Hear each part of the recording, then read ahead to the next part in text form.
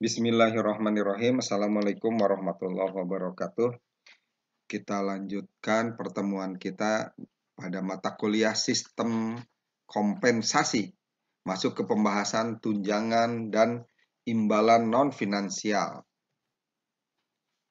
Tunjangan atau kompensasi finansial tidak langsung meliputi seluruh imbalan finansial yang tidak termasuk dalam kompensasi finansial langsung, merupakan wujud tanggung jawab organisasi terhadap para karyawannya. Bisa merupakan asuransi dan program-program lainnya untuk kesehatan, keselamatan, keamanan, dan kesejahteraan umum. Tunjangan umumnya membebani perusahaan dengan uang, namun para karyawan biasanya menerimanya secara tidak langsung. Sebagai contoh, sebuah organisasi bisa membelanjakan beberapa ribu dolar setahun sebagai pendanaan untuk premi asuransi kesehatan atau premi perlindungan kesehatan untuk setiap karyawannya. Tunjangan dalam program kompensasi total kita lihat ada di lingkungan eksternal dan internal. Di lingkungan internal terdapat kompensasi finansial yang tidak langsung yang berupa tunjangan, baik tunjangan wajib maupun tidak wajib. Tunjangan wajib contohnya jaminan sosial, tunjangan pengangguran, ganti rugi karyawan, dan cuti keluarga, dan pengobatan. Sementara tunjangan tidak wajib, misalkan bayaran untuk waktu tidak bekerja, perawatan, kesehatan, asuransi jiwa, rancangan pensiun, rancangan opsi saham karyawan, tunjangan pengangguran tambahan, layanan karyawan, dan bayaran premium. Tunjangan wajib yang dipersyaratkan secara legal. Perusahaan-perusahaan memberikan sebagian besar tunjangan secara sukarela, namun hukum mewajibkan tunjangan-tunjangan lainnya. Contohnya jaminan sosial, ganti rugi karyawan, asuransi pengangguran, cuti keluarga, dan pengobatan. Jenis tunjangan sukarela, di antaranya tunjangan pribadi berupa rancangan kesehatan, rancangan perawatan gigi, lalu juga berkaitan dengan penyeimbangan pekerjaan dan kehidupan pribadi berupa cuti, hari libur, rekening perencanaan hidup, perencanaan kerja yang fleksibel, telekommuting, dan penyelarasan minggu kerja.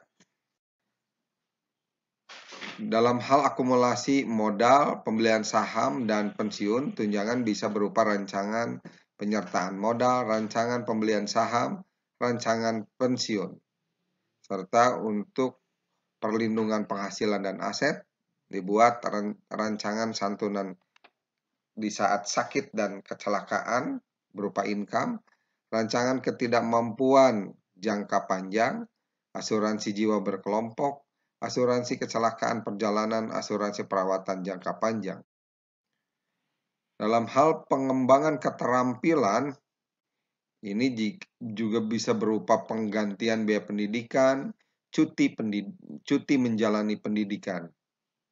Jenis tunjangan sukarela lainnya berupa program-program karyawan tambahan, misalkan adanya pusat-pusat kebugaran, kursus pendidikan, program penghargaan, program-program perencanaan karir, dan keanggotaan sebuah klub. Bagaimana mengkomunikasikan informasi mengenai paket tunjangan? Tunjangan-tunjangan karyawan bisa membantu perusahaan merekrut dan mempertahankan tenaga kerja yang berkualitas terbaik. Untuk menjaga program tersebut tetap mutakhir, manajemen membutuhkan masukan dari para karyawan untuk menentukan perlu tidaknya perubahan tunjangan. Selain itu, kesadaran karyawan mengenai tunjangan seringkali terbatas. Informasi program harus dikomunikasikan ke bawahan. Kompensasi non-finansial meliputi kepuasan yang diterima seseorang dari pekerjaan itu sendiri atau dari lingkungan psikologis dan fisik di mana orang tersebut bekerja. Adapun komponen-komponen kompensasi non-finansial bisa berupa jabatan itu sendiri atau juga lingkungan kerja. Kompensasi non-finansial diupayakan untuk mewujudkan keseimbangan antara pekerjaan dan kehidupan yang menghasilkan kehidupan yang lebih menyenangkan bagi para karyawannya. Kita lihat kompensasi non-finansial dalam program kompensasi total di lingkungan internal. Kompensasi bisa finansial dan non-finansial. Kalau yang finansial bisa kompensasi langsung dan tidak langsung berupa tunjangan.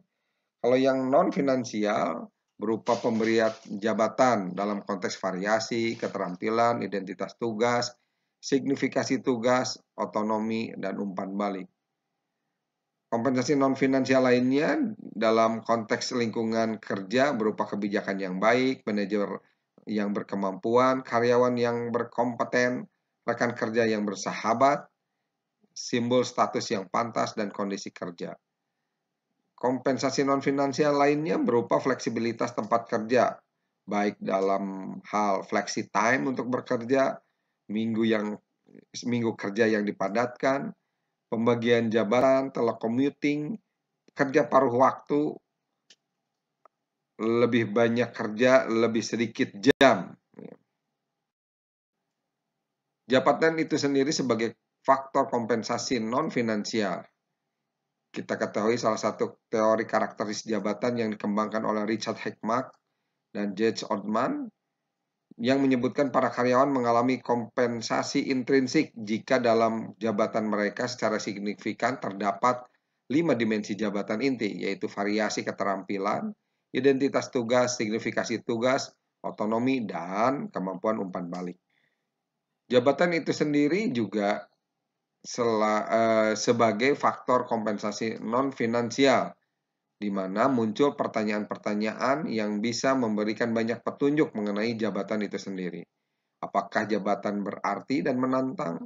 Apakah ada pengakuan atas prestasi? Apakah mendapat rasa berprestasi dari menjalankan jabatannya? Apakah ada kemungkinan peningkatan tanggung jawab? Apakah ada peluang pertumbuhan dan kemajuan? Serta yang terakhir, apakah menikmati melakukan pekerjaan tersebut secara pribadi? Dimensi jabatan pertama berupa variasi keterampilan, skill variety, di mana tingkat sejauh mana jabatan membutuhkan sejumlah aktivitas yang berbeda agar memperoleh kesuksesan. Yang kedua, identitas tugas, task identity. Tingkat sejauh mana jabatan mencakup unit pekerjaan yang jelas dari awal hingga akhir. Dan yang terakhir, signifikasi tugas, yaitu dampak yang ditimbulkan dari jabatan tersebut terhadap orang lain, sehingga karyawan bisa merasakan makna prestasi yang sesungguhnya. Dimensi jabatan lainnya berupa otonomi, ya, di mana di sana terdapat tingkat kebebasan dan tanggung jawab individual yang dimiliki para karyawan dalam menjalankan jabatan sehingga mereka merasa bertanggung jawab atas hasil kerjanya. Dan yang terakhir, umpan balik atau feedback berupa diterima. Lingkungan kerja sebagai faktor kompensasi non-finansial juga dipahami bahwa dalam menjalankan jabatan yang penuh tanggung jawab dan menantang di tempat yang jelek tidak akan menyenangkan bagi sebagian orang. Para karyawan bisa memperoleh kepuasan dari pekerjaan mereka melalui beberapa faktor non-finansial seperti kebijakan yang baik, manajer yang berkemampuan, karyawan yang memiliki kompetensi, rekan kerja yang bersahabat, simbol status yang pantas, dan kondisi kerja yang baik. Fleksibilitas tempat kerja yang memiliki makna keseimbangan kerja dengan kehidupan. Perusahaan harus menciptakan lingkungan kerja yang mencerminkan kebutuhan dan nilai dari tahap kehidupan para karyawan mereka. Di sisi lain, tujuan utama mencapai keseimbangan kerja dan kehidupan work-life balance adalah untuk meminimalisasi stres kerja, Para karyawan yang stres berusaha menyeimbangkan pekerjaan dan kehidupan pribadi. Bagi mereka, waktu hampir sama pentingnya dengan uang, bahkan lebih penting bagi beberapa di antara mereka. Perwujudan fleksibilitas tempat kerja berupa flex time yang mengizinkan para karyawan untuk memilih jam kerja mereka sendiri dalam batasan tertentu tentunya. Yang kedua, misalkan minggu kerja dipadatkan yang mengizinkan para karyawan untuk bekerja dalam jumlah hari yang lebih sedikit dari 5 hari kerja seminggu pada umumnya. Jika itu masih memungkinkan menuntaskan pekerjaan dengan pemadatan kerja. Yang ketiga, pembagian pekerjaan, job sharing. 2 karyawan membagi tugas-tugas dalam satu jabatan menurut kesepakatan dan dibayar menurut kontribusi mereka. Contoh flexi time, dari jam 6 sampai jam 9 pagi merupakan waktu flexi time, tetapi setelah itu ada waktu inti dan masuk ke waktu fleksibel makan siang di tengahnya. Waktu inti itu sebetulnya dari 9 sampai jam 3 sore. Dilanjutkan dengan waktu fleksibel dari jam 3 sore sampai jam 6.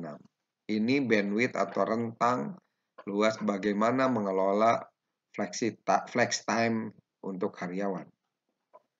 Perwujudan dan fleksibilitas tempat kerja. Tadi sebutkan telecommuting.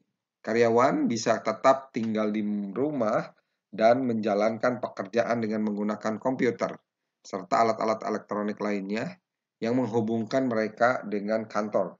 Ini bisa dilakukan terutama saat seperti tahun 2020 ini di mana pandemi COVID berkelanjutan dan karyawan dituntut kinerjanya.